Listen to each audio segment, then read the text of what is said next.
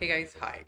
So, once again, we are off to a very beautiful poem that is Fire and Ice by Robert Frost. अब मैंने पहले ही बताया था Robert Frost is going to be an important poet for you because उनके काफ़ी सारे poems आपको मिलेंगे नॉट काफ़ी सारे but a significant portion and his writing is also very deep and very interesting okay so let's move अब आपको already पता है fire and ice they are two opposite things है ना fire burns everything down ice freezes everything down, like this picture in front of you. But none of them supports life completely. None of them is very good for life.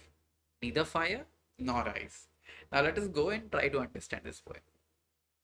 Some say the world will end in fire. Some say SS, alliteration. Some say in ice, SS.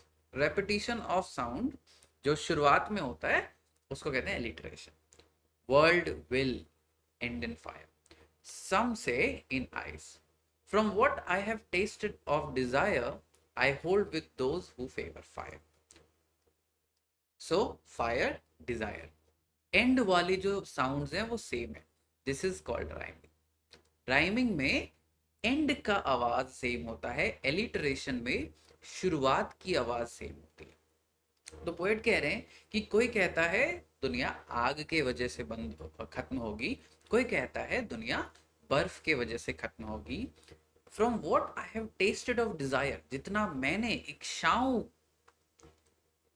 What is Dzire, इच्छा, right, जितना मैंने इच्छाओं को जाना है, आई hold with those, यानी hold with those मतलब I support, believe those who favour fire. Favour fire का क्या मतलब है? जो ये मानते हैं कि आग की वजह से दुनिया का अंत होगा. Okay, now what is fire, what is desire, क्या रिलेशनशिप है इन दोनों के बीच में? Now fire here is a metaphor, right. Fire से सिंबलाइज किया जा रहा है, रिप्रेजेंट किया जा रहा है ह्यूमन क्वालिटी और ह्यूमन वाइसेस को. Which vice? ह्यूमन वाइस का वर्च्यू इज अच्छी क्वालिटी, वाइस इज बुरी क्वालिटी. ठीक है, क्वालिटी नहीं कह सकते बट बुरी चीजें. So desire, grid, all of this is what fire stands for. तो रॉबर्ट फ्रॉस्ट कहते हैं कि अगर दुनिया का अंत हुआ तो हो सकता है वो अंत किस वजह से होगा? फायर, ग्रीड, डिजायर के चक्कर में. अब why is he talking about this? बेटा ये poem was written and publish around 1920. अगर आपने अपने स्कूल में हिस्ट्री पढ़ी है तो आपको पता है 1914 में क्या हुआ था. World war one. 1918 में क्या हुआ था? The Spanish flu, right. तो अब आप इस पोएम का कंटेक्स्ट समझ सकते हो. रॉबर्ट एक अमेरिकन पोएट है. अमेरिका भी वर्ल्ड वॉर वन में हिस्सेदारी लेने बाद में आया था, right. And why did world war start in the first place? a lot of places, a lot of countries were revolting against the monarchies, है ना. जो वहाँ पे मोनार्कीज थे उनके अगेंस्ट जा रहे थे. क्यों? क्योंकि मोनार्कीज बहुत ज़्यादा ग्रीडी हो चुके थे. वो जितने भी रिफॉर्म्स लाते थे वो खुद के लिए ला रहे थे, राइट, आम पब्लिक को हेल्प करने के लिए नहीं. And that is why it started from a few countries but then greed took over. अगर बात वहीं तक रह जाती, मोनार्की के खत्म होने तक रह जाती तो अच्छी बात थी. बट फिर लड़ाइयाँ शुरू हो गई, कंट्रीज आपस में लड़ने लगे and it gave rise to the full blown war that was the world war first. So Robert says कि अगर दुनिया का अंत हुआ तो शायद कुछ इसी तरीके से होगा, कुछ इसी वजह से होगा. And this has been repeated. You already know about the world war 2 in 1940s and you now know अभी वर्ल्ड में ऑलरेडी दो और लड़ाइयाँ चल रही है, right. The Russia Ukraine conflict and the conflict between Israel and Hamas. So if we see what Robert was talking about, we can actually connect with him, है ना. अगर हम उस तरीके से देखें तो हम बिल्कुल समझ सकते हैं कि Robert is very natural. He's talking about something that's very normal, that is happening, right? So अगर सच में दुनिया को खत्म होना पड़ा, तो दुनिया, yes, it will be there because we hold the fire inside us, the fire of greed, the fire of desire, the fire of power. World war two किस वजह से हुआ था अगर आपको याद हो? It was because Hitler wanted a lot of power. He wanted the supremacy, right? But if it had to perish twice, अगर उसे दो बार मरना था, I think I know enough of hate. You have to appreciate the prophecy that is there in this poem. मैं शायद prophecy कहना सही नहीं है. This is just a deeper understanding of human nature और कुछ नहीं. मैं इसको prophecy कह के I will not depreciate it, because this has to be seen as a quality जिससे हम human nature को समझ रहे हैं, right? रॉबर्ट समझते थे कि ऑफ कोर्स फायर जो हमारे अंदर है, दैट्स ग्रीड, लालच, डिजायर, इच्छाएं, उसके वजह से दुनिया खत्म हो सकती है. बट अगर दुनिया को दोबारा खत्म होना पड़ा, दो बारी, तो there is enough of hate. And you know what happened in the World War II. World War II happened because Hitler hated Jews. He wanted Germany to be the world power, and he hated, and the world is filled with a lot of examples. Winston Churchill hated Indians, right? So, and it led to a lot of wars in India, right? A lot of death and destruction in India. Why? Because we were simply hated. They came to loot us, and because we were rising against them, they hated us for it, right? So if it had to perish twice, I think I know enough of it. तो Robert कहते हैं कि बहुत नफरत भी उन्होंने देख ली है. And to say that for destruction ice is also great and would suffice. तो ये कहना कि फॉर डिस्ट्रक्शन, बर्बादी के लिए, आइस इज ऑल्सो ग्रेट, यानी what is this ice? Ice is absence of empathy. Now these two are linked with each other, beta. If you are empathetic, empathetic मतलब दूसरों के लिए महसूस कर पाना. अगर आप empathetic हो तो आप किसी से नफरत नहीं करोगे. एक कॉमन एग्जाम्पल दिखाता हूँ. आपकी क्लास में फॉर एग्जाम्पल किसी ने आपके बारे में कुछ बोल दिया. It's very regular. बहुत जल्दी ही हम उन्हें हेट कर सकते हैं. हम सोचने की कोशिश ही नहीं करते कि उन्होंने ऐसा क्यों बोला. क्या हो सकता है आज उनके साथ कुछ बुरा हुआ होगा और उस बुरे दिन के वजह से उन्होंने सोचा ही नहीं होगा बिना बोलने के पहले. ऐसा हो सकता है ना. मतलब if you deal with everything that happens to you with empathy. Empathy का मतलब है दूसरों के प्रति करुणा, right?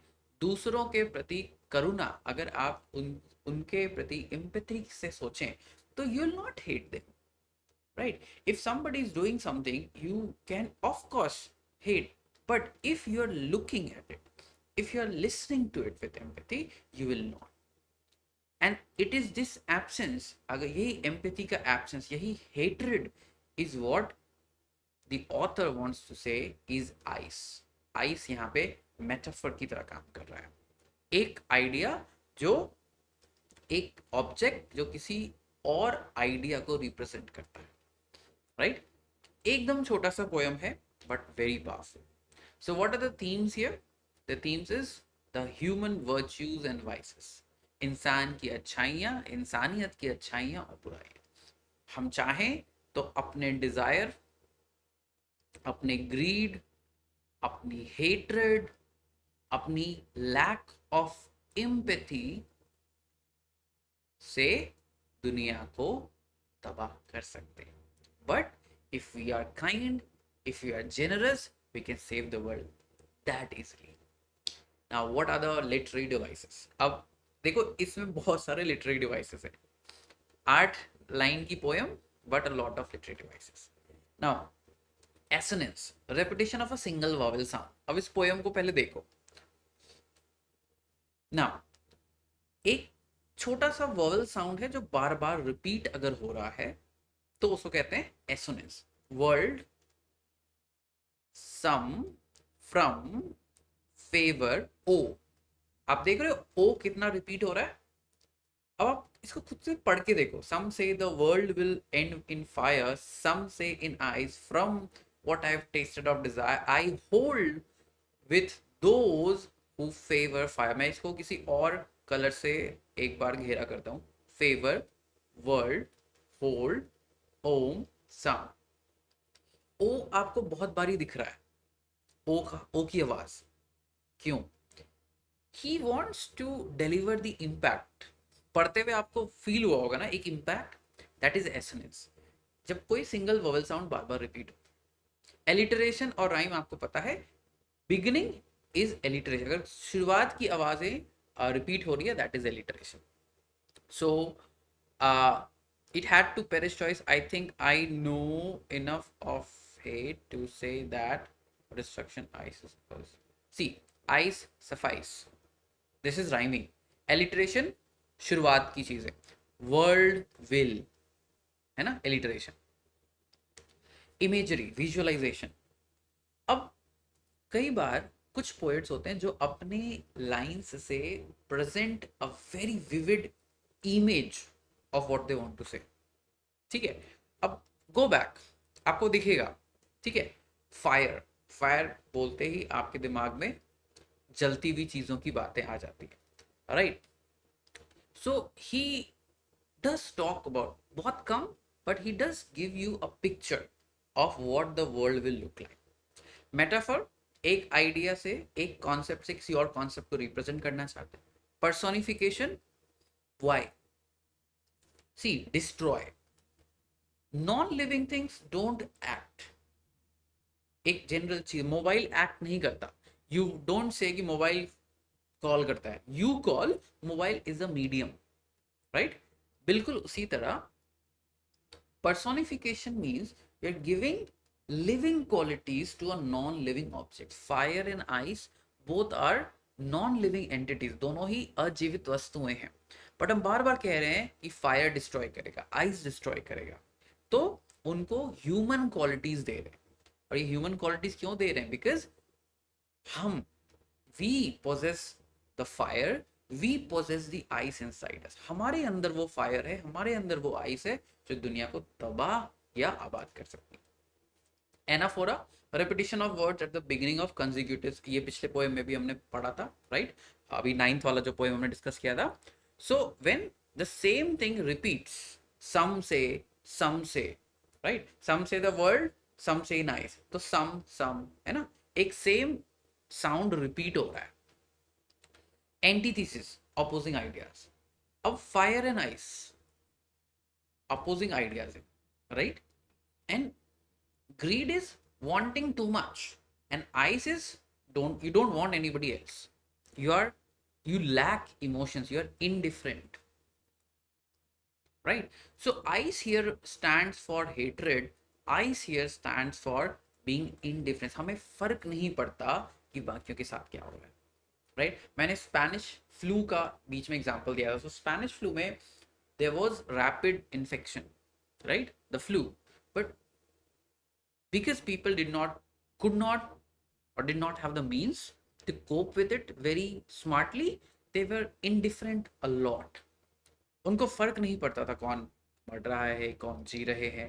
Right. We saw some of this during the COVID as well. हमें कोविड के समय भी कुछ ऐसी चीजें देखने को मिली थी. Right. So this is what he wants to say by ice. Right. और ये दोनों ऑपोजिट आइडियाज हैं. या तो we lose control over our own emotions. Right. So humanities virtues and vices and human emotions are also one of the thing. ठीक है. सो ये Dzire, grid क्या है? ये हमारे इमोशंस ही तो है. Right. So our emotions, these are two opposite spectrum, ends of the emotional spectrum. Yeah, you want everything, you're greedy, you're desireful, or आप indifferent, आपको फर्क ही नहीं पड़ता. You lack empathy for others, right? So that is antithesis. Enjambment क्या होता है? जब कोई particular चीज कोई पर्टिकुलर चीज बिना कंटिन्यू होती है या सिंपली कंटिन्यू होते जा रही है। अब आप इस पोएम को देखो, some say the world will end in fire, some say in ice, full stop आया, राइट। बट पहली लाइन और दूसरी लाइन कंटिन्यू थी। From what I have tasted और desire I hold with those who favour fire. तीसरी और चौथी line continued है। So this is enjambment. When कोई पर्टिकुलर स्टाइल फॉलो नहीं हो रहा है, the sentences continue over different lines, इसको कहते हैं इंजैबमेंट। ठीक है। वंस अगेन ऐसा क्यों किया जा रहा है? To connect and leave an impression upon the readers, readers के ऊपर एक इंप्रेशन छोड़ने के लिए। देखो, ठीक है। So this is what enjambment means. So I hope ये पॉइंट आपको समझ में आएगा। Just in case guys, if you have a doubt, अगर आपको लग रहा है कि एक पर्टिकुलर पॉइंट समझ में नहीं आया, do leave you know in comments में आप देख सकते हो, लिख सकते हो, I answer them, right. Okay, take care and do watch do if you are into reading, check out the book River of Ages. Do buy the NCRT map, it's a great book and I hope it will help you.